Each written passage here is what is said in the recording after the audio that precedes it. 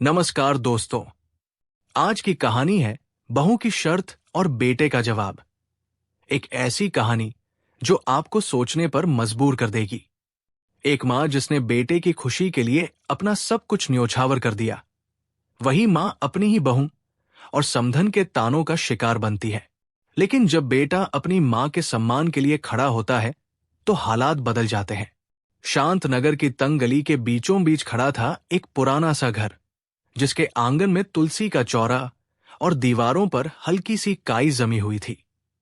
इस घर में रहती थी सुशीला देवी, उम्र लगभग 60 साल।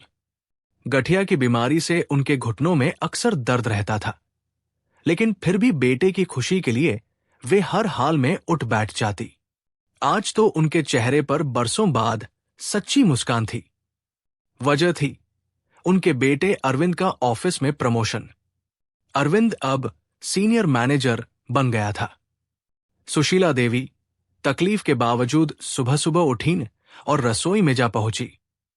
उन्होंने अपने बेटे की पसंद का कढ़ी चावल और बेसन के लड्डू बनाने का निश्चय किया, क्योंकि अरविंद जब भी छोटा होता और किसी परीक्षा में अच्छे अंक लाता तो वो अपनी माँ से यही डिमांड करता, माँ, कढ़ी चावल बनाओ और मिठाई में लड्डू।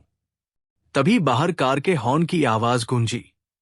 सुशीला देवी ने हाथ पोंछे और आंगन की तरफ लपकी।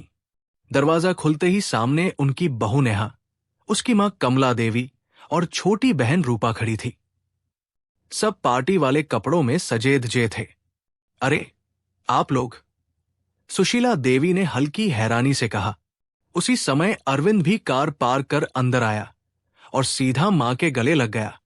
मां, देखो, आपका अरविंद मैनेजर बन गया। सुशीला देवी की आंखें खुशी से भर आई। उन्होंने बेटे का माथा चूम लिया। सबको ड्राइंग रूम में बैठाकर वो फटाफट रसोई में पहुंची और घर की मदद करने वाली नौकरानी को बोली, मीना, सबको पानी दे आओ, मैं लड्डू लेकर आती हूं। कुछ ही देर में सुशीला देवी ने गर्मा गर्म बेसन का लड्डू थाली में सजाया और अरविंद के सामने रखते हुए बोली, बेटा, तेरे लिए अपने हाथ से बनाया है, खा ले, मन मीठा कर ले।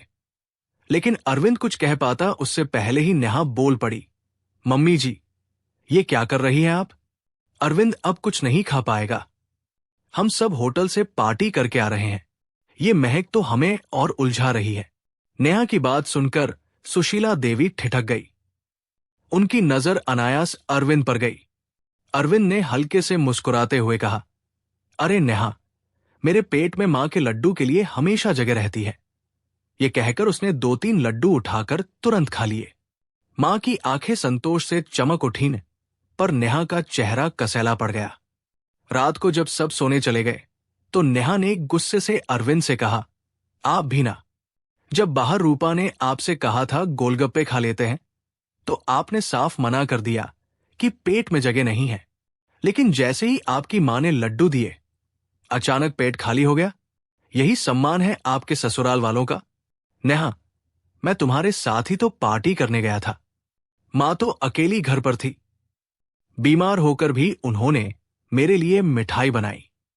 उसमें मैंने 2 लड्डू खा लिए तो कौन सा पहाड़ टूट पड़ा? मेरी मां की खुशी का कोई मूल्य नहीं।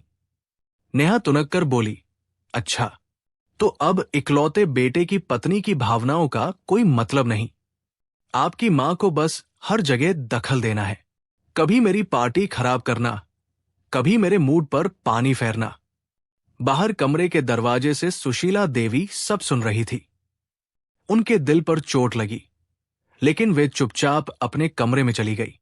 ये पहली बार नहीं था जब नेहा ने ऐसे ताने मारे हों। कुछ महीने पहले ही नेहा ने घर में संगीत पार्टी रखी थी। 15 से 20 सहेलियां आई थी। उसी दिन नौकरानी मीना किसी जरूरी कारण से नहीं आ पाई। नेहा ने सीधा सुशीला देवी से कहा, मम्मी जी, आप ही सबके लिए स्नैक्स बना दीजिए। आखिर मैं आपकी इकलौती बहू हूं।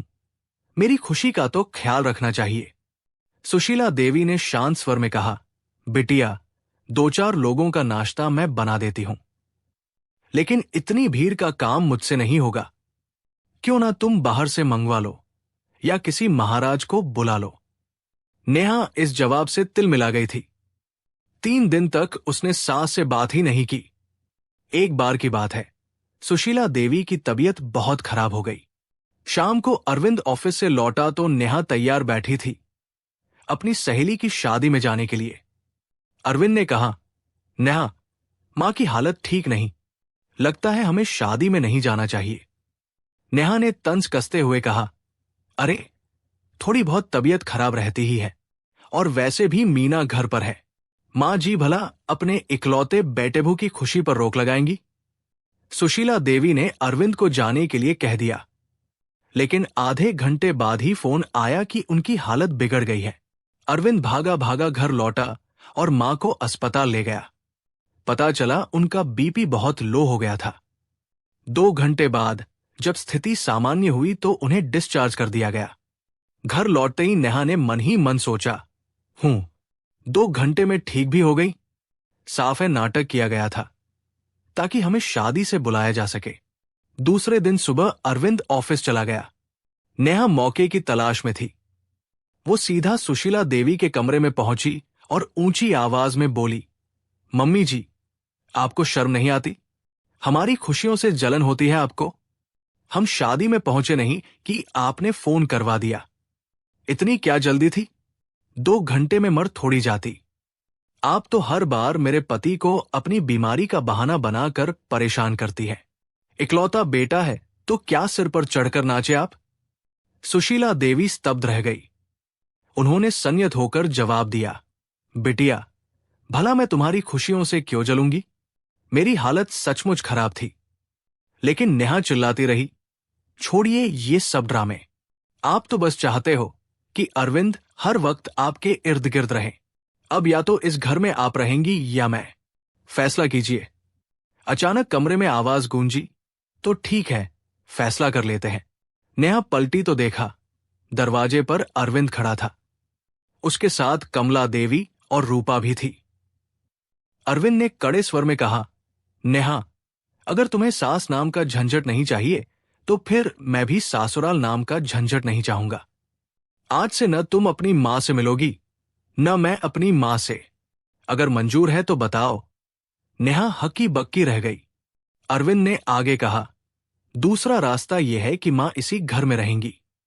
अगर तुम्हें मेरे साथ रहना है तो हम दोनों बाहर किराए के कमरे में रहेंगे। लेकिन याद रखो, मेरी आधी सैलरी मां के खर्चे में जाएगी, बाकी आधे में किराया और खर्च तुम संभाल लेना। सोच लो, क्या कर सकती हो? नेहा और उसकी मां के चेहरे का रंग उड़ गया। ऐशो आराम की आदि नेहा को यह सुनकर मानो बिजली सी लगी। कुछ देर बाद नेहा चुपचाप रसोई में जाकर चाय बनाने लगी। उस दिन से उसने कभी भी सुशीला देवी को उल्टा जवाब नहीं दिया।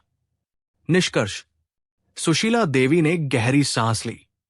उन्हें लगा जैसे वर्षों का बोझ उतर गया हो। उनके बेटे ने उनके अस्तित्व को स्वीकार किया। ये उनके लिए किसी वरदान से कम न था। बेटा अरविंद भी जान गया था कि मां का हक कोई नहीं छीन सकता।